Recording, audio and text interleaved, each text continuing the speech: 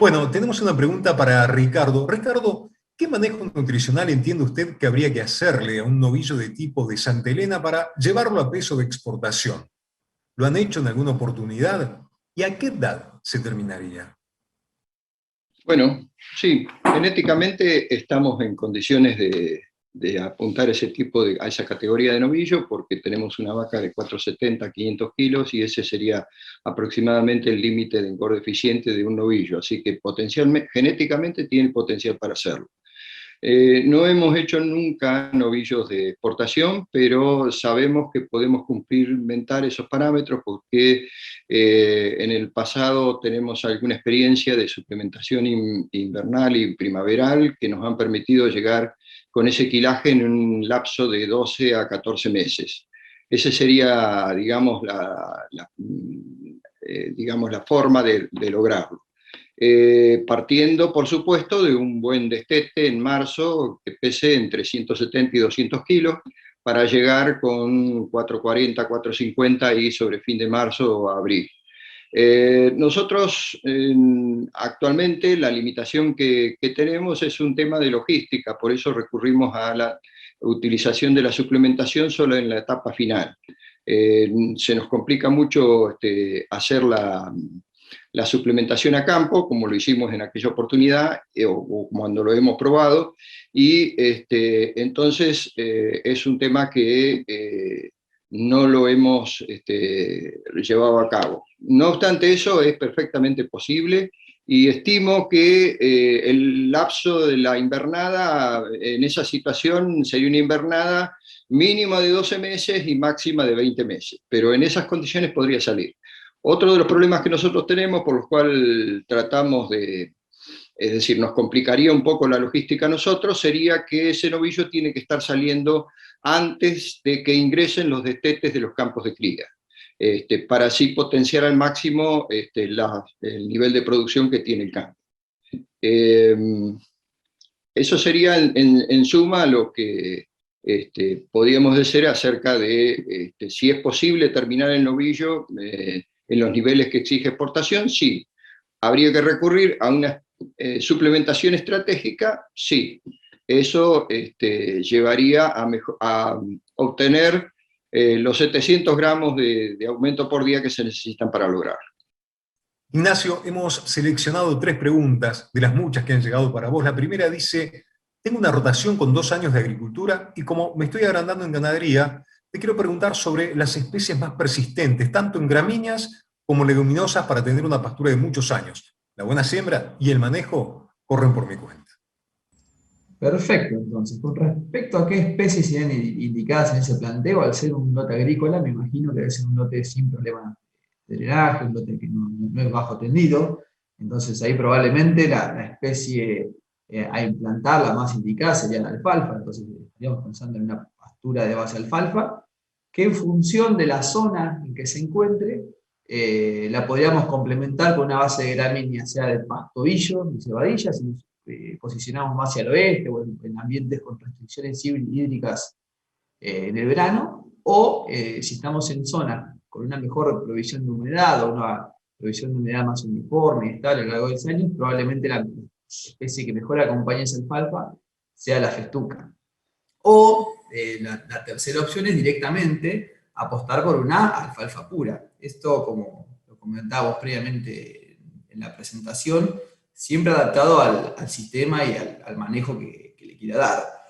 Ese desde la elección de especies. Ahora, cuando ya queremos asegurar una buena persistencia, un potencial productivo de largo plazo de esa pastura, el paso que sigue a esa elección de especies es un óptimo manejo del pastoreo, respetando los momentos de entrada y salida, los remanentes, y cuidando la pastura en los periodos del año por ahí que las condiciones climáticas son más adversas, y un correcto también manejo de la fertilización. Esos 3 componentes que hablábamos de las pasturas de alta producción, que son la implantación, la fertilización y el manejo de pastoreo, que están muy integrados entre los 3 para justamente lograr este objetivo.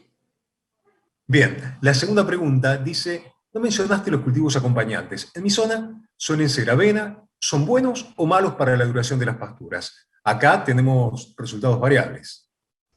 Justamente la principal respuesta es esa, que los resultados son muy variables.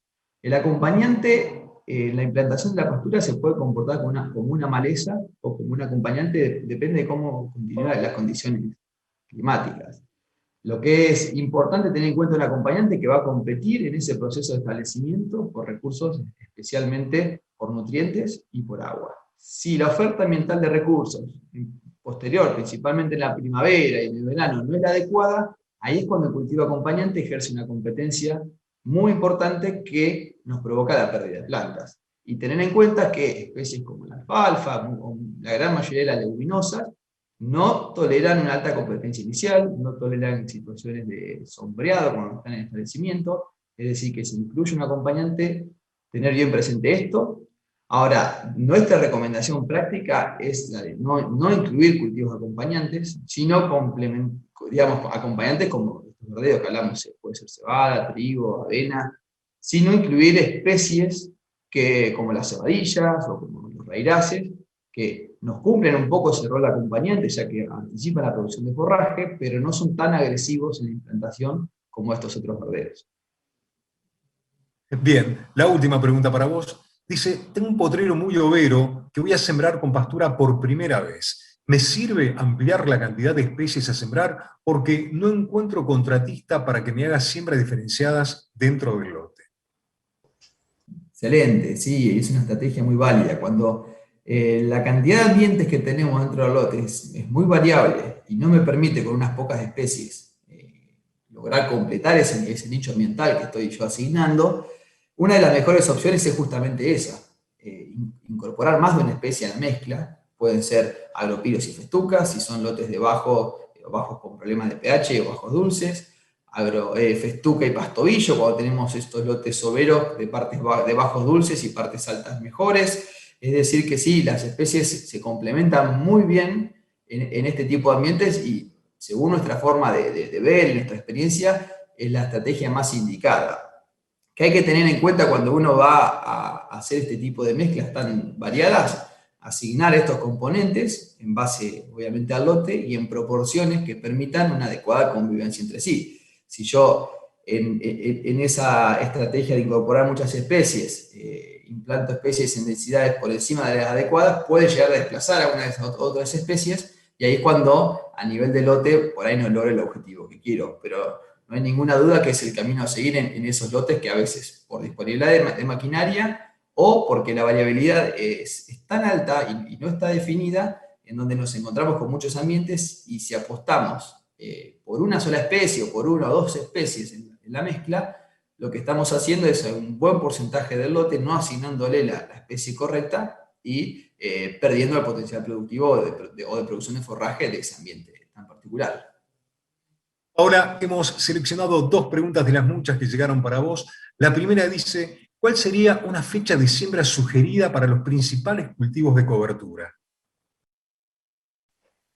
Bueno, como les mencionaba anteriormente, en general se eligen en base a los planteos de cada productor en particular, ¿no? En principio, yo diría, en mi opinión, que las siembras otoñales son muy beneficiosas, ¿sí?, para todas las especies que sembremos, tanto leguminosas como gramíneas. En general, las siembras tempranas, no más allá de mediados de marzo, lo que hacen es generar mayor biomasa, ¿no?, que puede ser aprovechada si uno quiere pastorearla.